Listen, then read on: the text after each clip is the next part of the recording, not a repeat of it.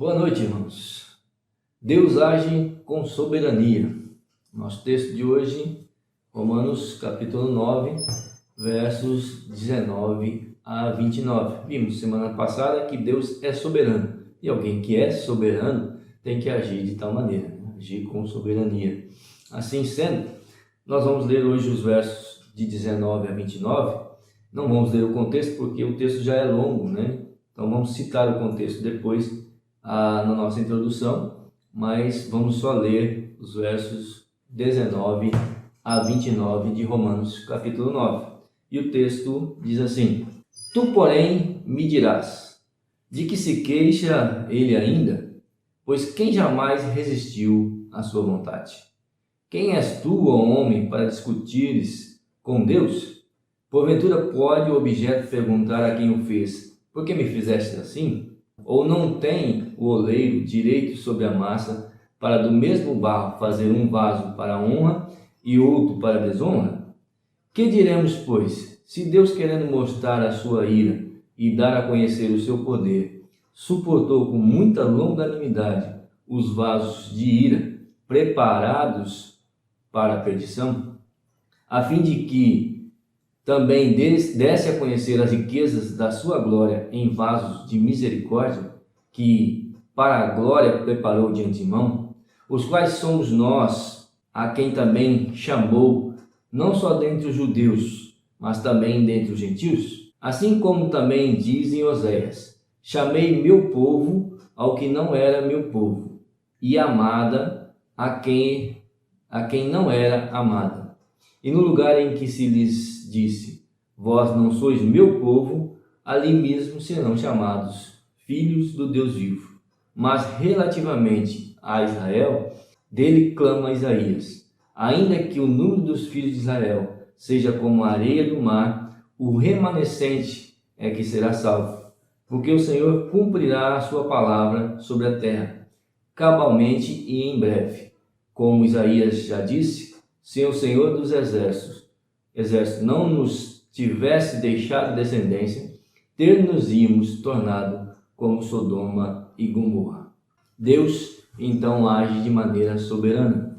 Se a salvação depende inteiramente da vontade de Deus, o que nós já vimos que é fato, e como Paulo já nos disse duas vezes no verso 15, porque ele diz: pois ele diz a Moisés: terei misericórdia de quem me aprouver ter misericórdia, e compadecer-me-ei de quem aprouver ter compaixão. E duas vezes no versículo 18, onde ele diz: logo tem misericórdia de quem quer, e também endurece a quem lhe apraz. Se nós não podemos então resistir à sua vontade, o que também é verdade, né? Pois é fato, ninguém pode resistir à vontade de Deus, como Paulo mesmo diz aqui no verso 19: tu, porém, me dirás, que se queixa ele ainda, pois quem jamais resistiu à sua vontade? Ou em outras palavras, nós poderíamos dizer assim, em virtude do fato de termos uma mente contaminada com aquele método de mérito e demérito que falamos semana passada, talvez diríamos: então, por que Deus ainda nos culpa? Pois quem resiste à sua vontade? Ou ainda poderia ser dito, poderíamos dizer: é justo que Deus fique cobrando de nós se é Ele quem decide todas as coisas? Bem, é verdade, e alguém pode talvez me questionar ou questionar o pastor, dizendo que na verdade esse não é o assunto do capítulo 9. Nós estamos falando sobre eleição, estamos falando sobre esse determinismo de Deus contra a salvação, ou seja, o fato de que Deus escolhe e determina quem são os salvos por sua livre e soberana vontade. Mas esse não é o assunto do capítulo 9. O assunto do capítulo 9 é, de fato, a rejeição de Israel. A questão de que Israel rejeitou o Evangelho. Sim, isso é verdade, é o assunto, como já dissemos no capítulo 9. Mas precisamos entender que o capítulo 9, 10 e 11, eles não estão desconectados dos demais capítulos da carta de Paulo aos Romanos, mas na verdade fazem parte desse texto estão aí em pleno acordo com todo o texto. Assim, muito pelo contrário, os capítulos 9, 10 e 11 são uma sequência, como já falamos, lógica do ensino que Paulo vem trazendo sobre o Evangelho, ou melhor, como já vimos, das explanações que ele fez no capítulo 8, ou seja, no capítulo 9, Paulo está dando sequência ao assunto que ele já vinha tratando no capítulo 8. E nós vimos que no capítulo 8, esse é o assunto. Paulo começa a falar e trata ali da questão da eleição, do agir soberano de Deus na questão da salvação. Agora é notório, e nós precisamos ressaltar, que no capítulo 8, Paulo trata da parte mais fácil de digerir, né? Com mais fácil digestão com relação à salvação, com relação aos eleitos, com relação à eleição soberana de Deus. Ali ele trata dos eleitos, dos que são salvos, daqueles que Deus elegeu para serem salvos. Assim é a parte mais fácil de aceitarmos e entendermos. Ali ele fala daqueles que Deus usou de misericórdia. Enquanto que no capítulo 9, nós temos a parte, humanamente falando, mais difícil de se aceitar. É onde Deus fala dos que não, daqueles com os quais ele não usou misericórdia. Ou seja, ali temos no capítulo 9 o exemplo de Israel, que, biblicamente falando, e no nosso contexto, né, e o contexto de Paulo, seria, né, o exemplo mais claro e mais real para ser usado com relação a esse assunto, com relação àqueles com os quais Deus não usa ou não usou de misericórdia. E dito assim, a sua experiência, a experiência própria de Paulo, vai nos mostrar que o exemplo de Israel é o melhor exemplo a poder ser usado nesse sentido. E eu digo de experiência própria minha também, quando me questiono sobre o ensino da eleição e quando passo a expor o que de fato é a doutrina da eleição e os ensinos assim contidos nessa doutrina, os questionamentos que se apresentam ou são apresentados contra mim ou contra esse ensino são exatamente os que Paulo trata aqui no capítulo 9. Ou seja, mas assim Deus é injusto, assim ninguém tem culpa de ir então para o inferno. Assim entendemos que o capítulo 9 ele se encaixa plenamente e dá continuidade ao ensino que Paulo está trazendo no capítulo 8. Lembrando que a diferença é que no 8 ele fala da parte mais fácil, que é sobre os que são eleitos para a salvação, enquanto que no 10 ele está tratando a questão dos que não, Deus não usa de misericórdia, assim não alcançam a salvação. Diante dessa questão, Paulo então ele vai nos apresentar 3 respostas, todas elas concernentes a quem é na verdade Deus. Porque o problema não está no nosso entendimento da doutrina da eleição, mas o problema aí, e o que Paulo está tratando, é que na maioria das vezes as dúvidas, os questionamentos ou aquelas tratas que parecem ser insolúveis estão na verdade porque nós temos surgem na verdade porque nós temos uma imagem distorcida de Deus. No verso 19, Paulo então levanta a objeção. Parece que Deus não é justo, nem é razoável. Mas nos versos 20 a 29, ele traz a resposta, embora a resposta tenha um pouco de lógica, né? Mas é principalmente uma resposta na questão moral e espiritual. Paulo, então,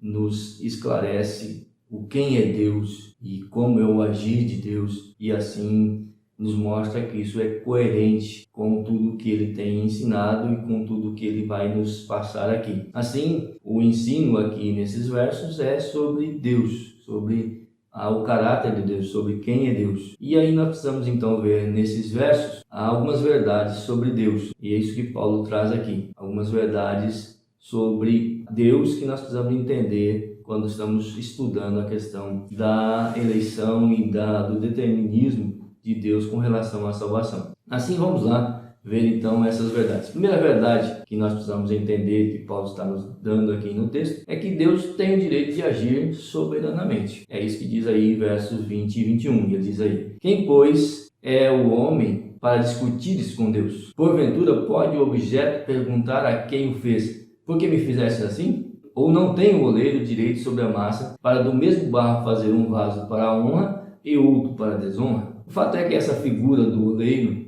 era muito conhecida, né, na Palestina, por várias vezes foi usado pelos profetas para ensinar diferentes verdades. E foi usado aqui pelos profetas no Antigo Testamento, e Paulo está fazendo a alusão aqui a uma vez que o profeta Isaías usou essa figura, a figura do oleiro, né? O assunto que Isaías trata lá tem a ver com a questão da arrogante posição do homem em questionar o seu Criador ou em tentar, né, o homem tentar se colocar no lugar do Criador, né?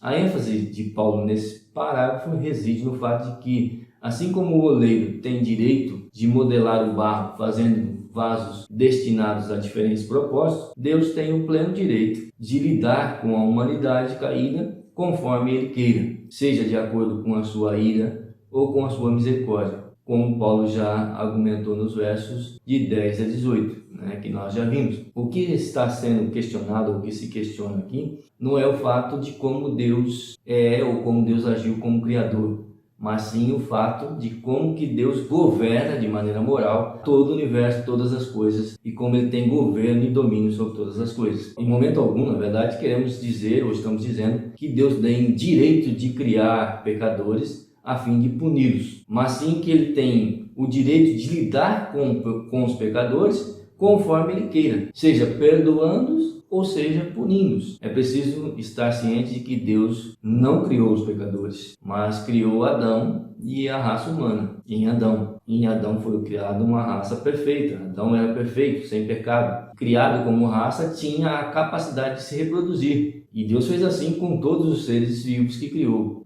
O fato é que Adão desobedeceu e se tornou um pecador. E porque se tornou um pecador gerou uma raça caída, ou seja, seus descendentes, todos os homens, né, foram gerados à sua semelhança a pecadores. A questão aí é a questão da imputação do pecado e a questão da origem da alma. Nós já tratamos desse assunto em algumas aulas. Se você ainda tiver alguma dúvida, depois a gente pode conversar mais no WhatsApp aí e tirar suas dúvidas. Porque se você ainda tiver dúvidas com relação à origem da alma e a imputação do pecado, fica difícil de aceitar o fato de que Deus é soberano, age de maneira soberana na eleição e é totalmente justo no seu agir, totalmente real e verdadeiro no seu agir. Porque Deus é soberano e Ele tem direito de agir de maneira soberana. Deus não criou o pecador, mas Ele tem direito de agir conforme Ele quer com relação ao seu trato com o pecador. Porque Deus age com soberania. Segunda verdade que nós precisamos extrair desse texto que Paulo vai nos transmitir aí, é que Deus se revela tal como ele é. Nos versos de 22 a 23, nós vemos isso, diz o texto. Que diremos, pois, se Deus, querendo mostrar a sua ira e dar a conhecer o seu poder, suportou com muita longanimidade os vasos de ira, preparados para a perdição, a fim de que também desse a conhecer as riquezas da sua glória em vasos de misericórdia, que para a glória preparou de antemão. Aqui então temos o agir de Deus. Precisamos entender que o agir de Deus com justiça ou com misericórdia são duas ações que fazem parte do caráter de Deus, né? Então, Deus, quando tem misericórdia do pecador e o salva, Ele não teve que, para salvar o pecador, inventar a misericórdia ou providenciar a misericórdia. Não, Ele já era misericordioso e usou então de misericórdia. A misericórdia faz parte então do seu ser, do seu caráter. Assim como quando Ele usa de justiça e condena o pecador, é porque Deus é justo e fazer justiça faz parte do seu ser. Assim sendo, quando Deus dá misericórdia para algum ou condena o outro, é algo que é inerente a Deus, ou seja, é Deus sendo Deus. Não há nada de estranho nisso. É isso que Paulo está tratando aqui quando usa a questão das duas figuras dos vasos. Bem, verdade é que nós precisamos ser um pouco mais fiéis ao texto aí que citamos no verso 18, porque o verso diz: logo tem misericórdia de quem quer e também endurece a quem lhe apraz. O fato é que endurecer parece ser uma ação de Deus, né, no texto aí, mas nós já vimos que não é aí que está a ação de Deus. A ação de Deus está em não quebrantar aquele coração que já é duro, ou seja, Deus não quebrantar o coração do pecador. E esse coração que não é quebrantado por Deus, ele acaba ficando cada vez mais duro sempre que ouve a verdade da palavra de Deus, e quando essa verdade chega ao seu coração, ele o fecha e cada vez esse coração se torna mais duro. Assim é que Deus, nesse sentido, está endurecendo, né, o coração de alguns, ou seja, tem misericórdia de alguns e endurece o coração de outros, mas não que isso seja um agir de Deus. Deus, na verdade, só não quebranta o coração, como faz daquele que ele tem misericórdia. Assim, nós já vimos Paulo explicando isso, na verdade, já citamos aqui, e ele fala isso lá no verso 28 do capítulo 1, e ele usa a expressão os entregou, essa atitude de não estar intervindo na vida daquelas pessoas. Esse que é o endurecer, talvez, que Paulo está citando aqui. E é o que vemos aqui, na unidade de Deus, com os dois tipos de vasos. E podemos notar as diferenças dos propósitos dos vasos, né? Que são compatíveis com o caráter de Deus. E uma diferença que o autor faz com relação aos dois vasos, que é muito importante. Paulo diz que Deus preparou de antemão os vasos de misericórdia. Hoje houve o agir de Deus, a ação de Deus em preparar esses vasos, os vasos de misericórdia. Mas Paulo não atribui a Deus o fato de que os outros vasos, os que são preparados para a perdição, Paulo não atribui a Deus essa preparação, porque de fato não são preparados por Deus, mas pela sua própria vida, pelo fato de viver como pecadores e serem pecadores e assim sendo preparados para o dia do juízo. O fato é que Deus age com soberania, pois Ele é soberano. Deus não age com tirania, porque Ele não é tirano, mas Deus age com soberania. Terceira verdade que Paulo está nos dando sobre Deus é que Deus é fiel à sua palavra. Os versos de 24 a 29 diz: aos quais somos nós, a quem também chamou, não só dentre os judeus, mas também dentre os gentios. Assim como também diz em Oséias: chamei meu povo ao que não era meu povo, e amada a que não era amada. E no lugar em que se lhes disse: vós não sois meu povo, ali mesmo serão chamados filhos do Deus vivo. Mas relativamente a Israel, dele clama Isaías: ainda que o número dos filhos de Israel seja como a areia do mar, o remanescente é que será salvo, porque o Senhor cumprirá a sua palavra sobre a terra, cabalmente e em breve. Como Isaías já disse: se o Senhor dos Exércitos não vos tivesse deixado descendência, ter-nos-íamos tornado como Sodoma e Gomorra. Deus, na verdade, não falhou no cumprimento das suas promessas para com os judeus, nem foi injusto, nem pode ser acusado de ser o responsável pela condenação do pecador. Na verdade, essas questões são levantadas por aqueles que não entenderam o propósito de Deus conforme a eleição, ou seja, o propósito de Deus é a sua glória suprema. O propósito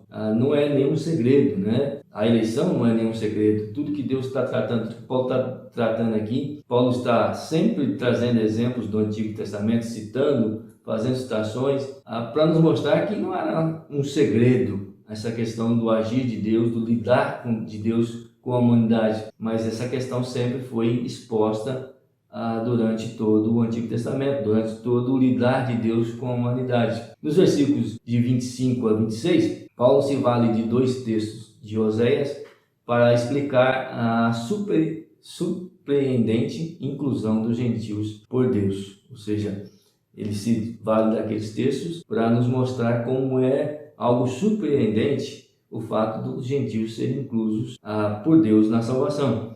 É preciso, é claro, compreender que as profecias do Antigo Testamento, geralmente elas se cumprem de três maneiras, né? Elas se cumprem de maneira imediata e literal na vida de Israel, intermediária espiritualmente na vida da igreja em Cristo, né? E sua igreja, e de maneira definitiva e eterna na consumação de todas as coisas. Assim temos nas profecias de Oséias o que aconteceu com Israel, mas também de maneira que isso que Paulo está aplicando também a vida da igreja e de Cristo. Assim, ali naquelas profecias, Paulo está mostrando que Oséias já estava dizendo, né, sobre o fato de que Israel seria rejeitado e a igreja, os gentios, teriam o seu lugar. E Paulo ainda vai falar até que se chegue à plenitude desse tempo dos gentios, né? Logo mais adiante que vamos ver ainda. Nos versos de 27 a 29, nós vemos que há duas citações com relação às profecias de Isaías, e Paulo as usa para explicar Igualmente, como é surpreendente o fato de que Deus reduziu, né, a inclusão dos judeus, né, na salvação, no plano da eleição, no agir de Deus com relação à eleição para a salvação, como Deus reduziu o número de Israel, daqueles que serão, que estão fazendo parte, para simplesmente um pequeno grupo de remanescentes. E isso nós vemos, e Paulo está vendo, está notando isso, né? Isso está bem claro no fato de que Cristo ter vindo aos seus e os seus terem rejeitado. E assim abriu-se então o evangelho aos gentios. E nós vemos que essa redução de Israel que participam da salvação no tempo dos gentios, no tempo da igreja, é realmente bem pequena. E vai chegar à plenitude de novo quando Paulo fala logo adiante nos capítulos ainda 10 e 11, mas num tempo futuro.